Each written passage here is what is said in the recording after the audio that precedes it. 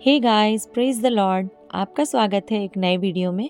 आज मैं आपके लिए लेकर आई हूँ एक 1 ईयर बाइबल रीडिंग कैलेंडर। अगर आप अपनी बाइबल को रोज़ नहीं पढ़ पाते हैं और आप कभी भी अपनी बाइबल कंप्लीट नहीं कर पाए हैं तो ये वीडियो आपके लिए है। इसमें ओल्ड टेस्टामेंट और न्यू टेस्टामेंट के सभी चैप्टर्स को इस तरह से लिया गया है कि आप 1 ईयर में अपनी पूरी बाइबल कंप्लीट कर पाएंगे। ये ऑडियो फॉर्मेट है। इसके साथ आप अपनी बाइबल को ओपन करके रीड कर सकते हैं। डे 1 से लेकर डे 365 तक के सभी चैप्टर्स मैं आपके लिए लेकर आई हूँ। डे 365 पर आप अपनी पूरी बाइबल कंप्लीट कर पाएंगे, इसलिए आप इसके द्वारा आशीषित हों। और अगर आपको ये वीडियो पसंद आती है तो आप अपने फैमिली और फ्रेंड्स से शेयर करें, और अगर आप चाहें तो आप सब्सक्राइब, लाइक और कमेंट भी कर सकते हैं। So praise the Lord, shalom to everyone. Let's get started. Chapter 9, परमेश्वर का नूह के साथ वाचा बांधना। फिर परमेश्वर ने नूह और उसके पुत्रों को आशीष दी और उनसे कहा, फूलो फलो और बढ़ो और पृथ्वी में भर जाओ। तुम्हारा डर और भय पृथ्वी के सब पशुओं और आकाश के सब पक्षियों और भूमि पर के सब रेंगने वाले जंतुओं और समुद्र की सब मछलियों पर बना रहेगा। ये सब तुम्हारे वश में कर दिए जाते हैं। सब चलने वाले जंतु तुम्हारा आहार होंगे। जैसा तुमको हरे हरे छोटे पेड़ दिए गए थे, वैसा ही अब सब कुछ देता हूँ। पर मांस को प्राण समेत अर्थात लहू समेत तुम ना खाना, और निश्चय ही मैं तुम्हारे लहू अर्थात प्राण का बदला लूंगा। सब पशुओं और मनुष्यों दोनों में से मैं उसे लूंगा। मनुष्य के प्राण का बदला मैं एक एक के भाई बंधु से लूंगा। जो कोई मनुष्य का लहू बहाएगा, उसका लहू मनुष्य ही से बहाया जाएगा, क्योंकि परमेश्वर ने मनुष्य को अपने ही स्वरूप के अनुसार बनाया है। और तुम फूलो फलो और बढ़ो और पृथ्वी पर बहुतायत से संतान उत्पन्न करके उसमें भर जाओ। फिर परमेश्वर ने नूह और उसके पुत्रों से कहा, सुनो, मैं तुम्हारे साथ और तुम्हारे पश्चात जो तुम्हारा वंश होगा उसके साथ भी वाचा बांधता हूँ, और सब जीवित प्राणियों से भी जो तुम्हारे संग हैं, क्या पक्षी, क्या घरेलू पशु, क्या पृथ्वी के सब बनेले पशु, पृथ्वी के जितने जीव जंतु जहाज से निकले हैं। और मैं तुम्हारे साथ अपनी यह वाचा बांधता हूँ कि सब प्राणी फिर जल प्रलय से नष्ट ना होंगे, और पृथ्वी का नाश करने के लिए फिर जल प्रलय ना होगा। फिर परमेश्वर ने कहा, जो वाचा मैं तुम्हारे साथ और जितने जीवित प्राणी तुम्हारे संग हैं उन सबके साथ भी युग युग की पीढ़ियों के लिए बांधता हूँ, उसका यह चिन्ह है, मैंने बादल में अपना धनुष रखा है। वह मेरे और पृथ्वी के बीच में वाचा का चिन्ह होगा। और जब मैं पृथ्वी पर बादल फैलाऊं, तब बादल में धनुष दिखाई देगा। तब मेरी जो वाचा तुम्हारे और सब जीवित जीवधारी प्राणियों के साथ बंधी है, उसको मैं स्मरण करूंगा। तब ऐसा जल प्रलय फिर ना होगा जिससे सब प्राणियों का विनाश हो। बादल में जो धनुष होगा, मैं उसे देख के यह सदा की वाचा स्मरण करूंगा जो परमेश्वर के और पृथ्वी पर के सब जीवित शरीरधारी प्राणियों के बीच बांधी है। फिर परमेश्वर ने नूह से कहा, जो वाचा मैंने पृथ्वी भर के सब प्राणियों के साथ बांधी है, उसका यही चिन्ह है। नूह और उसके पुत्र। नूह के पुत्र जो जहाज में से निकले वे शेम, हाम और येपेत थे, और हाम कनान का पिता हुआ। नूह के 3 पुत्र ये ही हैं, और इनका वंश सारी पृथ्वी पर फैल गया। नूह किसानी करने लगा। उसने दाख की बारी लगाई, और वह दाख मधु पीकर मतवाला हुआ और अपने तंबू के भीतर नंगा हो गया। तब कनान के पिता हाम ने अपने पिता को नंगा देखा और बाहर आकर अपने दोनों भाइयों को बतला दिया। तब शेम और येपेत दोनों ने कपड़ा लेकर अपने कंधों पर रखा और पीछे की ओर उल्टा चलकर अपने पिता के नंगे तन को ढांप दिया, और वे अपना मुख पीछे किए हुए थे, इसलिए उन्होंने अपने पिता को नंगा ना देखा। जब नूह का नशा उतर गया, तब उसने जान लिया कि उसके छोटे पुत्र ने उसके साथ क्या किया है। इसलिए उसने कहा, कनान शापित हो, वह अपने भाई बंधुओं के दासों का दास हो। फिर उसने कहा, शेम का परमेश्वर यहोवा धन्य है, और कनान शेम का दास हो। परमेश्वर येपेत के वंश को फैलाए और वह शेम के तंबुओं में बसे और कनान उसका दास हो। जल प्रलय के पश्चात नूह 350 वर्ष जीवित रहा। इस प्रकार नूह की कुल आयु 950 वर्ष की हुई। तत्पश्चात वह मर गया। चैप्टर 10 नूह की वंशावली। नूह के पुत्र शेम, हाम और येपेत थे। उनके पुत्र जल प्रलय के पश्चात उत्पन्न हुए। उनकी वंशावली यह है। येपेत के पुत्र गोमेर, मागोग, माद्दै, यावान, तूबल, मेशेक और तीरास हुए। गोमेर के पुत्र अशकनज, रीपत और तोगर्मा हुए। और यावान के वंश में एलीशा और तरशीश और कित्ती और दोदानी लोग हुए। इनके वंश अन्य जातियों के द्वीपों के देशों में ऐसे बट गए कि वे भिन्न भिन्न भाषाओं, कुलों और जातियों के अनुसार अलग अलग हो गए। हाम के पुत्र कूश, मिस्र, फूत और कनान हुए। और कूश के पुत्र सबा, हवीला, सबता, रामा और सबूतका हुए। और रामा के पुत्र शबा और ददान हुए। कूश के वंश में निम्रोद भी हुआ। पृथ्वी पर पहला वीर वही हुआ है। वह यहोवा की दृष्टि में पराक्रमी, शिकार खेलने वाला ठहरा। इससे यह कहावत चली है, निम्रोद के समान यहोवा की दृष्टि में पराक्रमी, शिकार खेलने वाला। उसके राज्य का आरंभ शिनार देश में बेबीलोन, एरेख, अक्कद और कलने से हुआ। उस देश से वह निकलकर अश्शूर को गया और नीनवे, रहोबोतीर और कालह को, और नीनवे और कालह के बीच जो रेसेन है उसे भी बसाया। बड़ा नगर यही है। मिस्र के वंश में लूदी, अनामी, लहाबी, नप्तूही और पत्रूसी, कसलूही और कप्तोरी लोग हुए। कसलूहियों में से तो फिलिश्ती लोग निकले।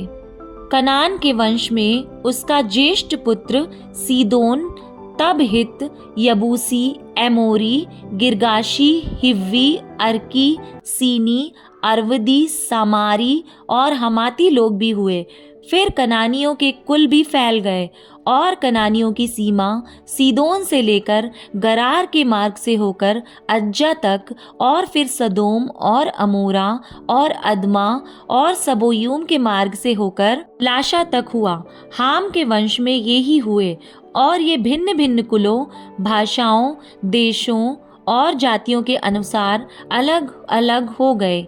शेम, जो सब एबेर वंशियों का मूल पुरुष हुआ और जो येपेत का ज्येष्ठ भाई था, उसके भी पुत्र उत्पन्न हुए। शेम के पुत्र एलाम, अश्शूर, अर्पशद, लूद और आराम हुए। आराम के पुत्र ऊस, हूल, गेतेर और मश हुए। और अर्पशद ने शेलह को, और शेलह ने एबेर को जन्म दिया। और एबेर के 2 पुत्र उत्पन्न हुए। एक का नाम पेलेग इस कारण रखा गया कि उसके दिनों में पृथ्वी बट गई। और उसके भाई का नाम योक्तान था। और योक्तान ने अल्मोदाद, शेलेप, हसमर्तावेत, येरह, यरोदवाम, उजाल, दिकला, ओबाल, अबीमाइल, शबा, ओपीर, हवीला और योबाब को जन्म दिया। ये ही सब योक्तान के पुत्र हुए। इनके रहने का स्थान मेशा से लेकर सपारा, जो पूर्व में एक पहाड़ है, उसके मार्ग तक हुआ। शेम के पुत्र ये ही हुए, और ये भिन्न भिन्न कुलों, भाषाओं, देशों और जातियों के अनुसार अलग अलग हो गए। नूह के पुत्रों के घराने के ये ही हैं, और उनकी जातियों के अनुसार उनकी वंशावलियां ये ही हैं। और जल प्रलय के पश्चात पृथ्वी भर की जातियां इन्हीं में से होकर बट गईं। चैप्टर 11 मनुष्य की भाषा में गड़बड़ी पड़ने का वर्णन। सारी पृथ्वी पर एक ही भाषा और एक ही बोली थी। उस समय लोग पूर्व की ओर चलते चलते शिनार देश में एक मैदान पाकर उसमें बस गए। तब वे आपस में कहने लगे, आओ हम ईंटें बना बना के भली भांति आग में पकाएं। और उन्होंने पत्थर के स्थान पर ईंट से और चूने के स्थान पर मिट्टी के गारे से काम लिया। फिर उन्होंने कहा, आओ हम एक नगर और एक गुम्मट बना लें जिसकी चोटी आकाश से बातें करे। इस प्रकार से हम अपना नाम करें, ऐसा ना हो कि हमको सारी पृथ्वी पर फैलना पड़े। जब लोग नगर और गुम्मट बनाने लगे, तब उन्हें देखने के लिए यहोवा उतर आया। और यहोवा ने कहा, मैं क्या देखता हूँ कि सब एक ही दल के हैं और भाषा भी उन सब की एक ही है। और उन्होंने ऐसा ही काम भी आरंभ किया, और अब जो कुछ वे करने का यत्न करेंगे उसमें से कुछ भी उनके लिए अनहोना ना होगा। इसलिए आओ हम उतर के उनकी भाषा में गड़बड़ी डालें कि वे एक दूसरे की बोली को ना समझ सकें। इस प्रकार यहोवा ने उनको वहां से सारी पृथ्वी के ऊपर फैला दिया, और उन्होंने उस नगर का बनाना छोड़ दिया। इस कारण उस नगर का नाम बेबीलोन पड़ा, क्योंकि सारी पृथ्वी की भाषा में जो गड़बड़ी है वह यहोवा ने वहीं डाली, और वहीं से यहोवा ने मनुष्यों को सारी पृथ्वी के ऊपर फैला दिया। शेम की वंशावली। शेम की वंशावली यह है, जल प्रलय के 2 वर्ष पश्चात जब शेम 100 वर्ष का हुआ, तब उससे अर्पक्षद का जन्म हुआ।